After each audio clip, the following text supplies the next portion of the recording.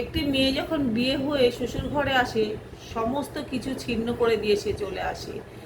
মা, বাবা, ভাই, বোন, নিজের বাড়ি, এমনকি পদবিটাও ত্যাগ করে দিয়ে সে চলে আসে একটি মানুষের হাত ধরে। কিন্তু সে অনেক আশা নিয়ে শ্বশুর ঘরে আসে।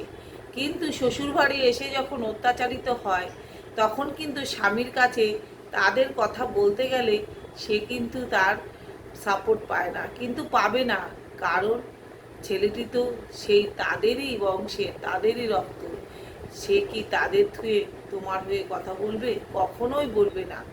জিজ্ঞাসা করো গুরু বিষয়ের কাছে, এক গাছের ছাল কি লাগে আরেক গাছে? স্বামীটি যতই আপন হোক, কিন্তু সে পরের ছেলে, সে কিন্তু পর, তোমার কিন্তু রক্তের না।